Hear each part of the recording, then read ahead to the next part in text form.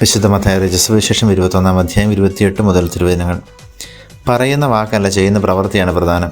ദൈവഹിതം ഉൾക്കൊള്ളുന്ന ദൈവജനത്തിൻ്റെ അറിവും പ്രഘോഷണവും മാത്രമല്ല സ്വർഗരാജ്യ പ്രവേശനത്തിൻ്റെ മാനദണ്ഡം, മറിച്ച് ദൈവഹിതം പ്രവൃത്തിയിലാക്കുക എന്നതുകൂടിയാണ്. അറിയുന്നതും വിശ്വസിക്കുന്നതും പ്രവൃത്തിയായി ഫലപ്രാപ്തിയിലെത്തുമ്പോഴാണ് ദൈവരാജ്യം സമാഗതമാവുക. നമ്മുടെ ജീവിതങ്ങളെ പരിശോധിക്കേണ്ടതുണ്ട്. ദൈവഹിതം നിറവേറ്റുന്ന പ്രവൃത്തികളാണോ നമ്മൾ അനുദിനം ചെയ്യുന്നത്?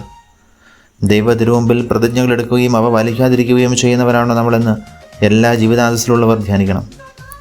മാനസാന്തരപ്പെടുന്നവർക്കാണ് സ്വർഗരാജ്യം അവകാശപ്പെടുത്തുവാൻ സാധിക്കുന്നതെന്ന് വചനം നമ്മോട് വ്യക്തമായി മനസ്സിലാക്കി തരുന്നു. അതനുസരിച്ച് പ്രവർത്തിക്കുവാൻ നമുക്ക് സാധിക്കട്ടെ. നമ്മെ ജീവിക്കുന്ന കർത്താവായ ശരീരകൃപയും പിതാവായ ദൈവത്തിൻ്റെ സ്നേഹവും പരിശുദ്ധാത്മാവിൻ്റെ സഹവാസവും നിങ്ങളെല്ലാവരോടും കൂടി ഉണ്ടായിരിക്കട്ടെ, ഇപ്പോഴും എപ്പോഴും നീക്കും.